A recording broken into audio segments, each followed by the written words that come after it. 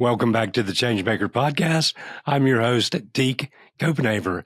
Today, my guest is somebody that I've been very much looking forward to, Eric Settle, who is the Forward Party candidate for Attorney General in the state of Pennsylvania.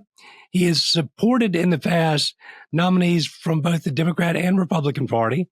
And if Eric receives 2% of the vote in the election, Pennsylvania Forward will be recognized as an official party in the state, which is so cool. But Eric attended, and I'm just going to let you talk about your professional career. I mean, it's a laundry list for people who don't know, but Eric attended Lower Merion Public Schools, graduating from Harrington High School. He received his JD with honors from the George Washington School of Law, where he was a member of the Law Review and received his BA cum laude from Colgate University. He's been married to his wife, Robin, a healthcare consultant for 37 years. They have two sons, Adam, an attorney in Berwyn, Pennsylvania, and Alex, a PhD candidate in cancer biology. Ladies and gentlemen, welcome my friend Eric. Welcome to the Changemaker Podcast, hosted by Deke Copenhaver. Deke is the author of The Changemaker, a Forbes publishing book that has reached #1 on Amazon on multiple occasions and in multiple categories like management skills and total quality management. During this podcast, Deke interviews exceptional change-making leaders. Deke currently operates Copenhaver Consulting, where he helps local governments and other public organizations maximize their potential. He's also a sought-after public speaker. We hope that the Changemaker has an impact on you today and that you find takeaways that make you a better leader in your life. Now, here's Deke. Eric, so glad to have you.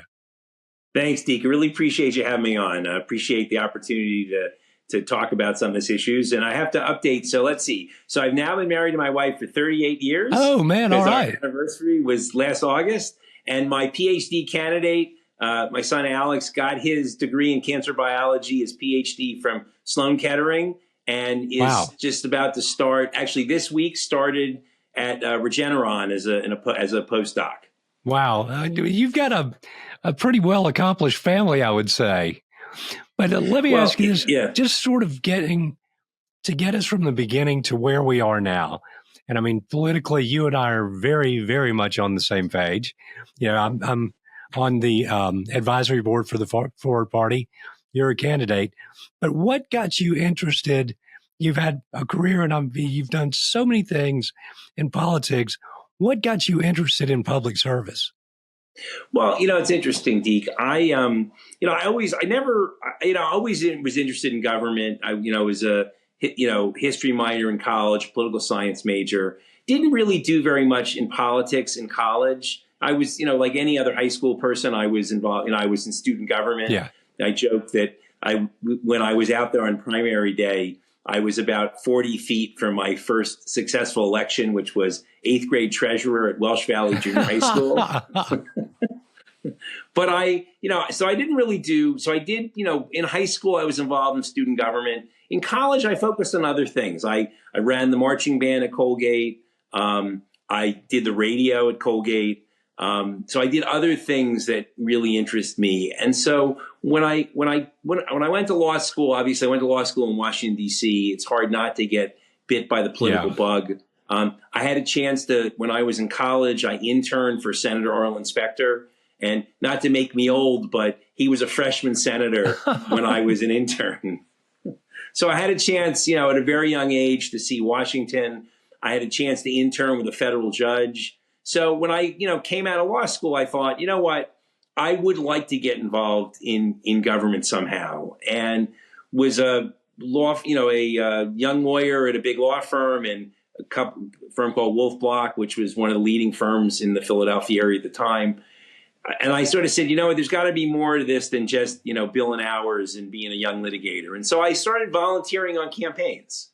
First I was just that guy who you met through my dad. I met someone who was running for State House, and I was a volunteer for her. 2 years later, I'm managing a State House race, same race, a race in Center City in Philadelphia. So I sort of kind of it kind of bit me a little bit. And, I was a Republican in Center City, Philadelphia. It was kind of a lonely, when you're a Republican in Philadelphia, it's kind of lonely. But, we got exposed to a lot of people, and I really thought this would be great. I had a chance as part of my involvement in a congressional campaign. I was at the 92 convention in Houston, where America got to hear Ronald Reagan speak for the last time. Wow. Nobody knew it was going to be Ronald Reagan's last speech. If you remember, right after that, he announced his Alzheimer's diagnosis. The problem with that one is that was the convention where no one saw Ronald Reagan's speech because Pat Buchanan kind of burned the house down, from 10 o'clock to 10:30. Yeah. And so by the time Ronald Reagan came on, most of the East Coast had gone to bed. I'm thinking about the last Democratic convention. We may have seen the last speech of Joe Biden's big speech of his career. And like Ronald Reagan, he got pushed past prime time. So anyway, I got involved in all that. And then I got an opportunity to go work for Tom Ridge. He was running for governor. I was introduced very early in the campaign to one of his lead donors and really a guy who was his chief strategist. And he and I struck up a relationship. And I always tell the story that sometimes people say to you, come to an event. Okay. And one of my philosophies is you got to be in the room for something to happen. Yep. And so this person who went on to be ambassador to Austria said, listen, I'm having an event.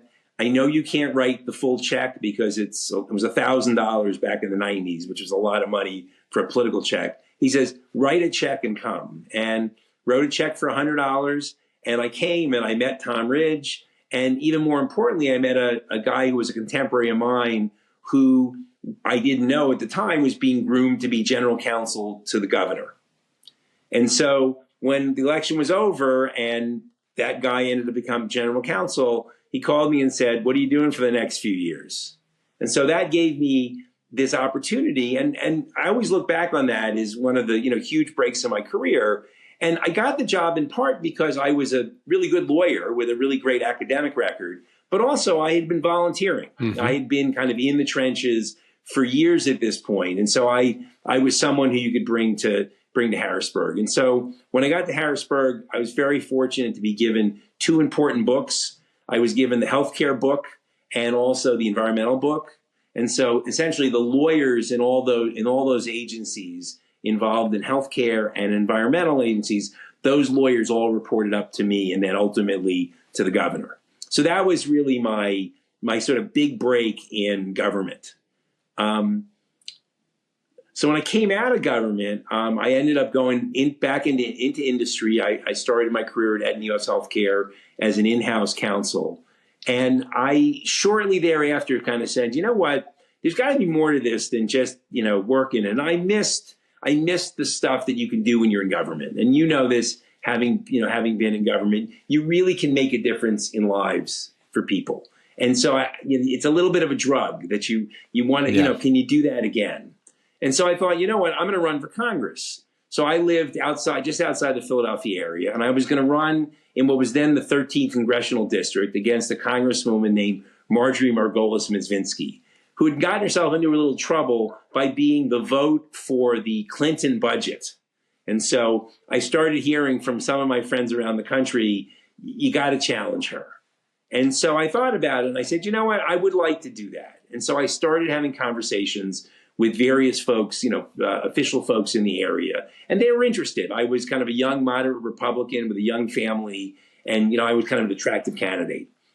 And then one day I was at my then 7-year-old son's game. And I thought, if I run for Congress, I'm going to be at everybody else's kid's game than my own. And I thought, you know what? I can't do that. And so I made a promise to myself that for the next 20 years, I would build my career.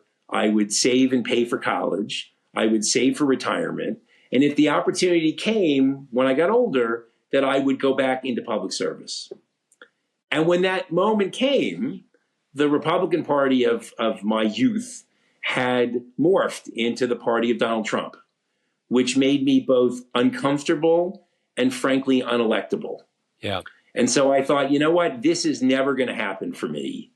And I just kind of put that dream aside, and that's where I started getting involved in some other involvement. I got involved with the Biden campaign to be a Republican for Biden. And then the next year, I became a Republican for Shapiro, Josh Shapiro. Yeah. I laugh. Everybody knows Josh now. Yes. So that gave me the opportunity to also serve on his transition team. Well, so, I mean, you've got a long history in politics, but I want to ask you about this because we kind of, one of the things I think, I mean, obviously the two-party system, it's a duopoly. It is, my father was a conservative Republican, Reaganite. My mother was a liberal Democrat, but both of them, I was the youngest of 5 children. I would say that they were both in their 40s when I was born, but they were probably more moderate, Democrat and Republican. But it's just now it is, I think, the corporatization of everything in America and definitely in politics. It's sending this message that, you've got to have all the money to be successful in everything. We see it in college football with name, image, and likeness. But I've told people I'm happily politically independent, very proud to be part of the Forward Party. But I think all of this stuff, the change of the Forward Party, has to start at the state and local level. And I'm an observationalist, but I said, when Kamala was not the first choice of the Democratic Party, but then when she can raise $500 million in a short period of time, without going through the primary process, but it seems like at the national level, it's just money and extremism are what drive things. It seems like. I mean, it does. I mean, it's actually, it's interesting because, one of the things we've seen in this presidential campaign is the fact that, you don't have to run for president for 2.5 years. I mean, this is an idea, it's interesting, in England, the prime minister announces that he's stepping down and they do an election in 6 weeks. So it's a, there's a lesson here and that will reduce the amount of money that is being asked for. And I just think, having spent time, in part of my career in working with candidates, it's crazy. And for a campaign like mine, it's just very difficult for me to be competitive because in Pennsylvania, the AG's race is really we call it kind of the pre-governor's race. Yeah. Where the various interests line up on the various sides and will spend a lot of money on this campaign in the hopes of owning an AG, which is a useful person to have a relationship with. But then, kind of a jump start on who the next governor is. Well, but that, to me, I mean, therein lies the problem. I mean, it's not about serving the people to a large degree, to me. And I'll tell you, it's interesting, and I want to touch on something that you said before we came on air. So about, the major parties don't want people to find out about Ford. I will say when I talk to people about Ford and say, it's basically principles based. You have to agree to adhere to certain principles to get the endorsement of the Forward Party, maintaining your character and integrity, treating people with dignity and respect. And people look at me and they're like, oh my gosh, there's a party out there doing that. And I'm like, yeah, but I'm going to share with you. I ran for mayor 3 times here in Augusta, one with an average of 62% of the vote, being inclusive, positive, uplifting. Fortunately, municipal elections in Georgia are nonpartisan. So I had that working in my favor. But our current mayor brought me on to run a campaign to get a ballot referendum passed this past May to get him a full and equal vote to the rest of his colleagues. It should have been done a long time ago. Same type campaign, inclusive, uplifting, positive, totally grassroots. We won with 74% of the vote. And so I'm like, oh man, in this political climate, people are going to be beating a path to my door. I wrote a great op-ed on it. Forward shopped it. I shopped it.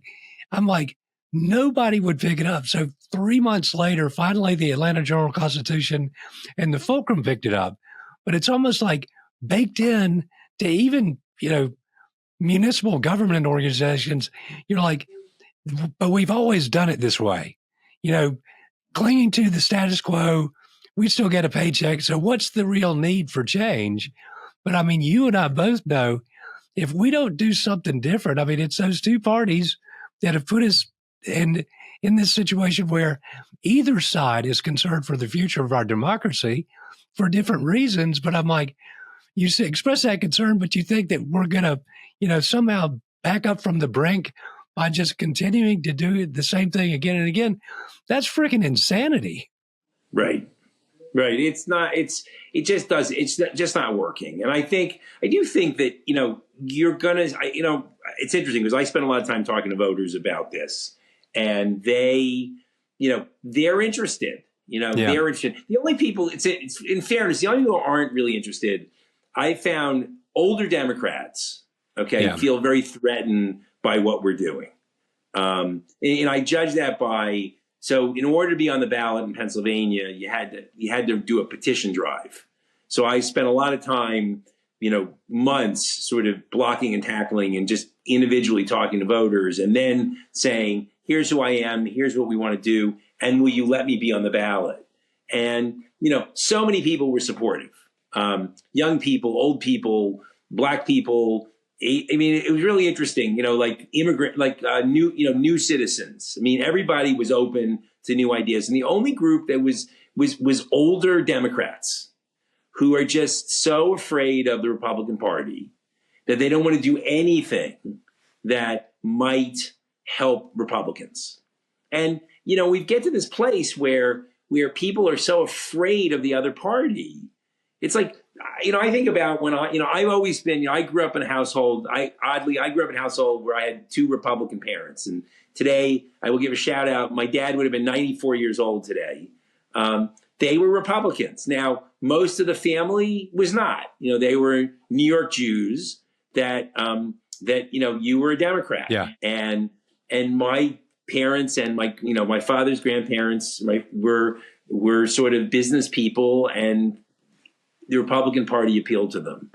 But, you didn't hate the other side. The other side wasn't, threatening. I mean, that's the thing that's most upsetting. It's like, it used to be you could disagree. Yeah. Now it's the other guy is evil. It's interesting that you say that. So a year ago this month, I spoke in New Hampshire at the National Governors Association. They're meeting. So Spencer Cox, Republican governor from Utah. Yeah. His initiative for his year as chairman was the Disagree Better initiative. So they basically did public service announcements with Democrats and Republicans, some mayors, some governors saying, we don't agree on everything, but we agree that we have to work together across party lines to fix the big problems in the country. So at this conference, or the National Governors Association meeting in New Hampshire, you had probably 500 and something people, Democrats, Republicans, male, female, Black, white, all these different bridging organizations.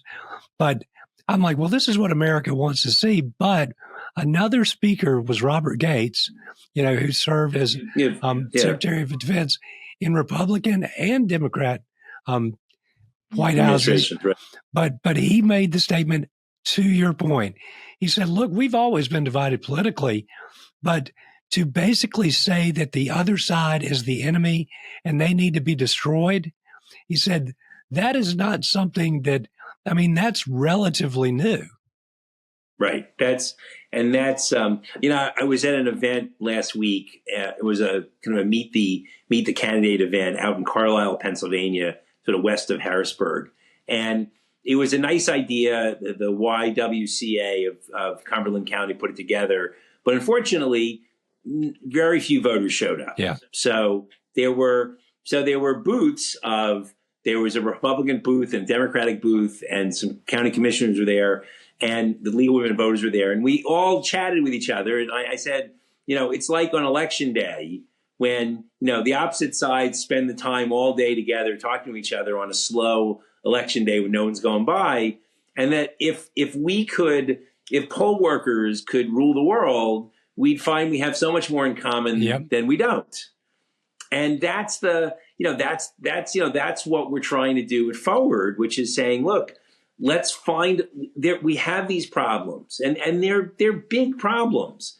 And we recognize that there are ways to solve these problems, but we're not going to solve them from the extremes. No. Well, I want to get your take on this, though, too. So I've, Lindsay plugged me in with the young Fortis, who I love the energy, enthusiasm, the organization of these young people, teenagers. Gabe McGuire, who is a freshman at Penn, is the president.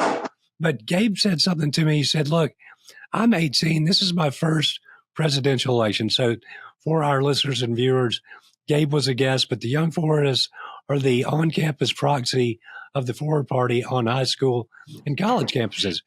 But he said, I'm 18 and this is my first presidential election and I'm not excited about it. And he said, basically my generation, all we have ever known is toxic political polarization. And he said, I think we deserve better than that. And I totally agree. But I think that's new and a new way to educate young people as to how government can be done and politics. But I'm like, if we just, neither party is going to reform themselves, I don't think. And if we just continue to indoctrinate young people into the same system, I don't see much change on the horizon.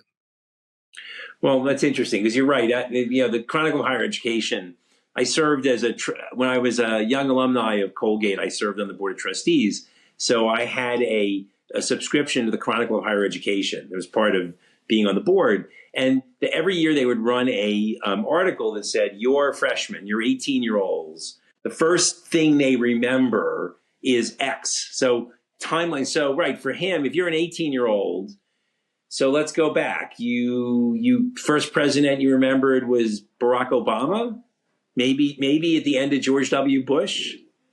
And you've grown up in a world where you go from president to president, where half the country seems to hate that president, and then it switches, and other half hates the other president. It's like, where do we get to the place where the president is a really important person in our government, and though we may disagree with him or her eventually, they're to be honored, not attacked, but that for someone like that, that's all he's ever known. But it is the vocal minority that often drives the debate. So our mayor, who is a good friend of mine, I as I say, he tapped me to run this campaign to get him a vote. But so when like 3 years ago, we worked a charity golf tournament together, and so I planted the seeds for him to run. And then 2 years ago, he was running. I got to campaign for him. Last year, I'm like, okay, I'm with my mayor. And then this year was to promote the Augusta Stronger Together campaign. But our mayor, Garnet Johnson, he's African-American. Some people want to paint him as a Democrat, some a Republican. He's a very successful small businessman, but he got invited to the State of the Union address. So as he was sitting there, he did not stand up to applaud when Joe Biden said one thing. And so people are like, why do you not support Joe Biden? But then other extreme Republican constituents said, oh, I didn't know you were a Biden Democrat. But at this golf tournament this year, which I assume the majority of the people were probably Republicans, rather than sending an angry text, these guys are like, man, I saw you at the State of the Union address. It must have been so cool to go to the White House. And so, and I was invited to go with our local golf team when we won the national championship to the Obama White House and met the president there. But I said, I would use it as a teaching moment for my friends. I said, that is the great thing about nonpartisan service in municipal positions in Augusta. I said, our mayor is just as welcome at the Republican governor's mansion. Brian Kemp is also a friend of mine, as he is at the White House. I said, now that is in a position where you can actually get things done when you can work with both sides. Right. And that's, it's interesting because in my life, one of my great achievements all in was my work for autism. And I took a hiatus between my corporate life and was the lobbyist for Autism Speaks.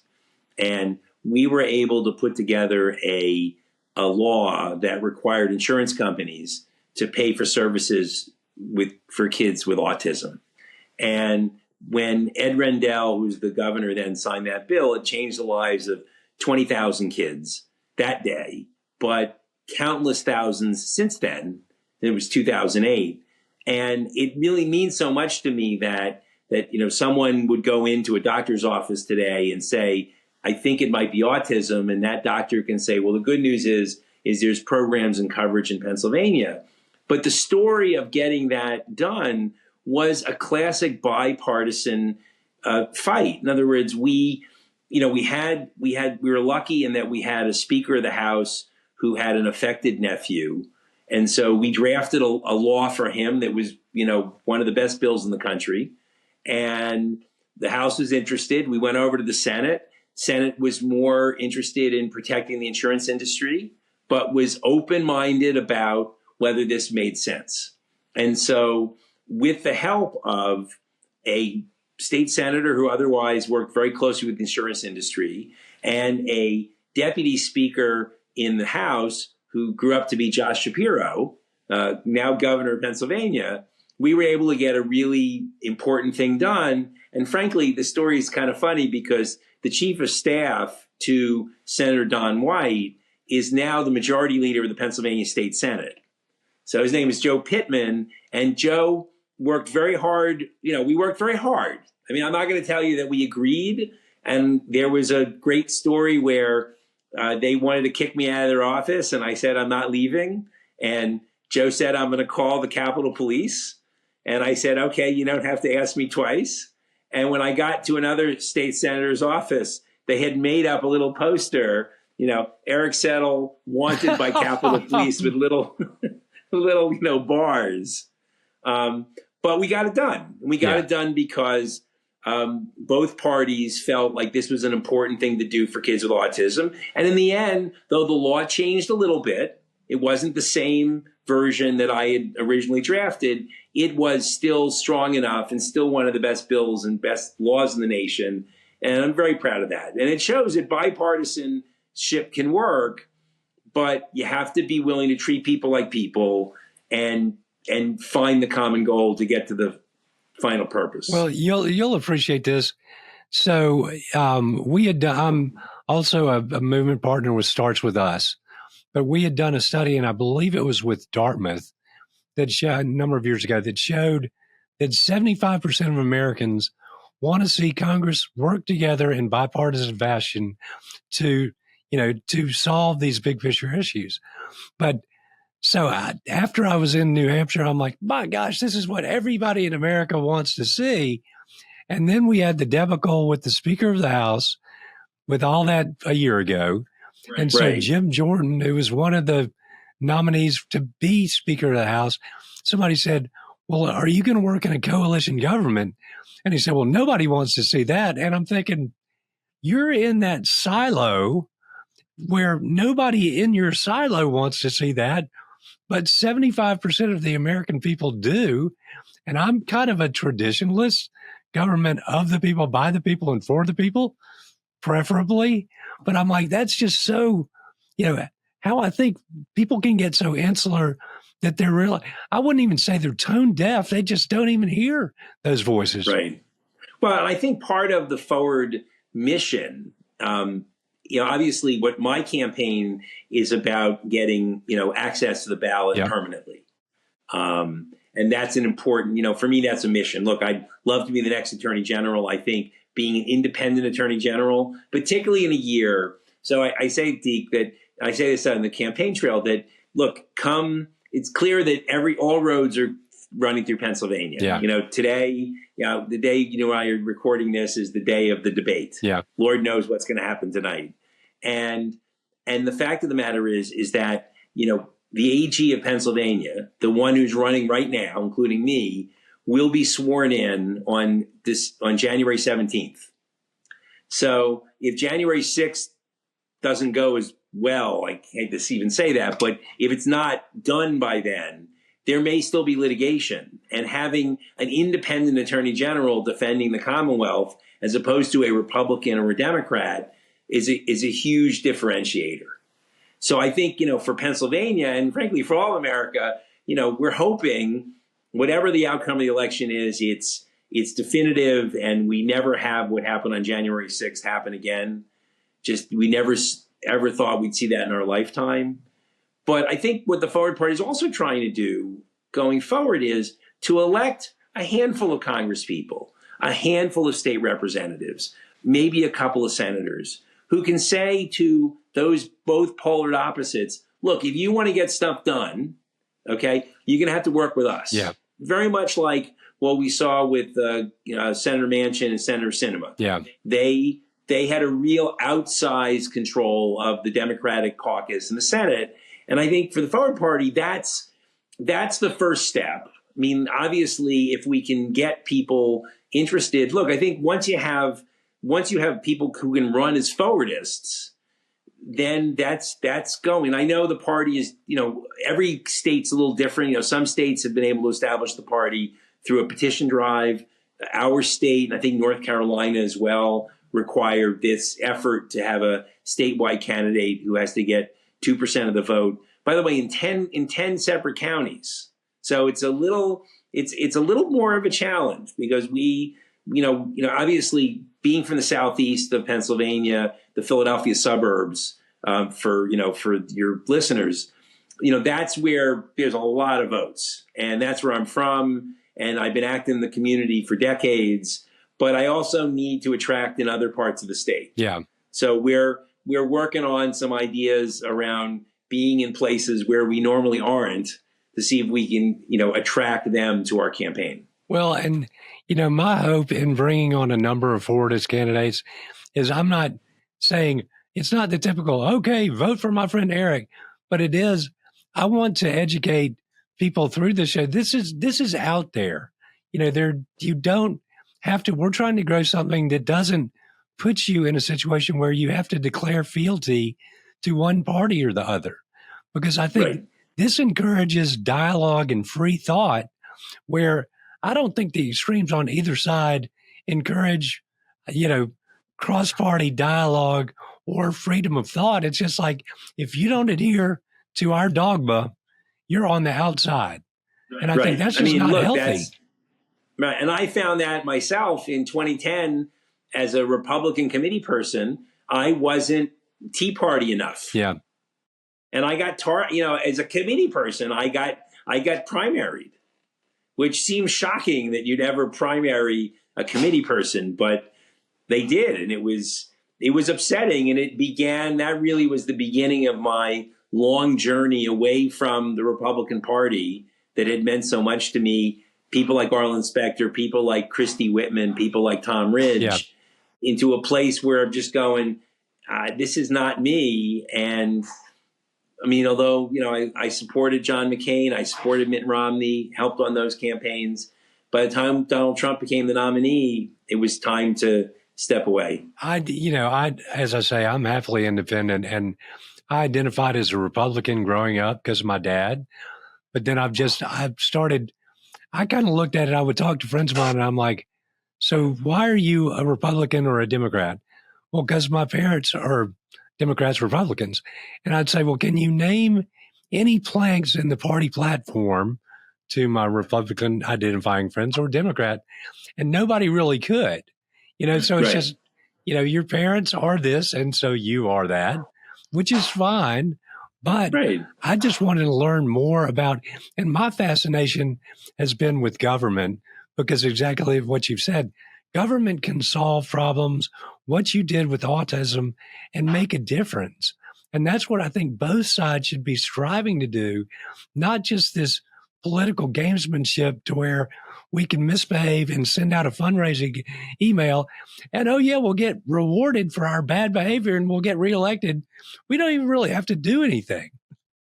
Yeah. I mean, you don't have any Congress people in your state that behave that way, do you? Oh no, I don't. I can't really think of one who shall remain nameless. Who shall remain nameless. But no, you're right. No, Deke, you're right. And it's a perverse incentive. In other words, people are not going to Congress to try to make a difference. People are going to Congress to make a name for themselves and build a following and make money. Yeah. And, it's the celebrity Congress people. Yeah. And look, the media, we haven't really talked about that, but that's also part of the problem. Oh, absolutely. We have this sort of segmented media, and that just, it's interesting because I watch all, I'm a news junkie, so I watch it all. But you realize that if all you ever did is watch Fox, you would think, Joe Biden is evil or incompetent, and, Kamala Harris is a communist. The answer is that, look, there are opinions and then there are facts. And that's the other problem we have in our country is like, we can't agree on facts anymore. And that's probably the biggest problem. You can look at a fact and say, here's what happened. I disagree. I want to do something different, but not it didn't happen. No. And that's just, that it's just bizarre to me. But it's like, I've got a friend, and I was at a church service today talking about this.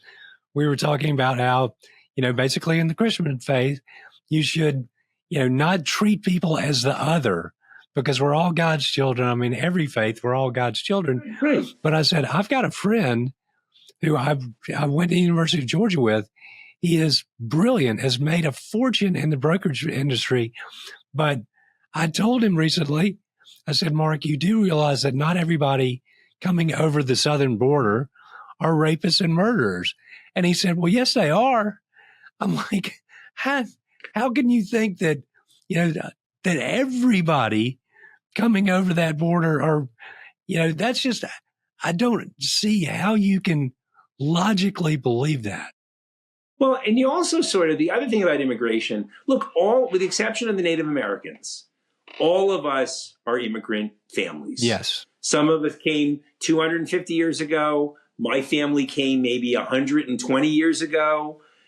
Some families show up, last week. That's what makes America, America. Oh, yeah. And obviously, we want to make sure that people who come to the country are vetted. We want to make sure but there are, what makes our country a great country is that we are made up of people from all over the world. Exactly. And and other countries admire us for our ability to be this melting pot. Yeah. And we can't ever get away from that. We will, as a nation, we will suffer greatly if we just shut the door and say it's for us and nobody else. I totally agree. And I will tell you, Eric, and as we start to wind down, I tell people I see so many shoots of green out there and rays of hope, but I'm intersecting with people at the grassroots level literally all over the country. But if you're not, to your point, if you're sitting around just watching Fox or MSNBC, you're not, your worldview is distorted. But if you get out there knocking on doors like you're doing and talking to people, we're not that divided of a country. But just getting to meet you and have this discussion with you today, you're more proof positive for me that there are good people out there in every sector doing things for the right reasons.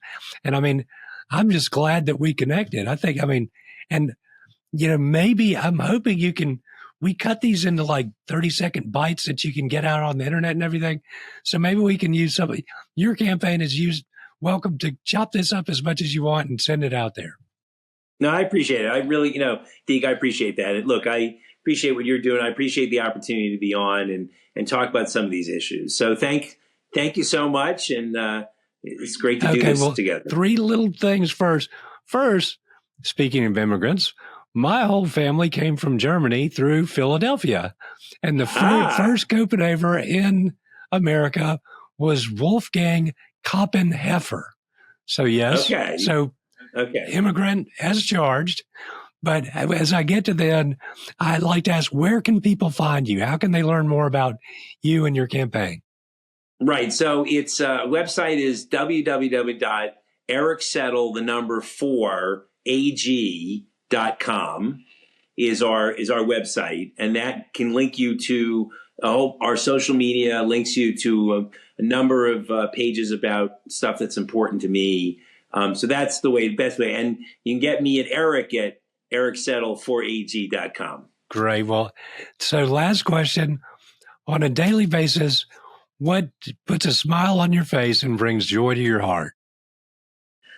Oh, it's funny. I was this Sunday was just a beautiful, stunning day in Philadelphia, and I was playing golf with two of my best friends and my oldest son, and I wasn't playing well for the first couple of holes, and I said, "Isn't it just great to be out here alive on a beautiful day with my best friends and my kids?" And so my son said, "So you've given up on the game already today?" No, but to that point, so Saturday I went dove hunting. It was a beautiful day. I'm the youngest of 5 children, no kids, but I've got 12 great nieces and nephews. So I was with 3 teenage great nephews, my nephew, my brother-in-law, and some good friends. And I didn't really care about, I did want to shoot some birds, and I did. I have not given up on that yet. But even just the fellowship and to be alive on a beautiful day in America where we are still free, that's not a bad day. Yeah, I hear you. It's kind of how I felt. Well, I will tell you, Eric, good luck on your campaign. I will continue to monitor it and everything, but thank you for being an amazing guest and for offering yourself for public service the right way. Thank you, Deke. I appreciate it. Thanks. That's all the time we've got. Dropping the mic, and we are out. Hey, guys, thanks for listening to or watching the Changemaker podcast today. Greatly appreciate it.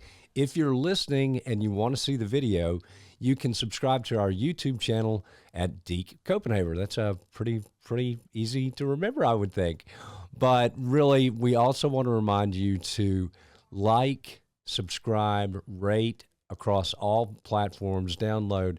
And if you're looking for a coach, a speaker, or anything, you know where to find me. Just email me at dekecopenhaver.com. And thanks so much for listening.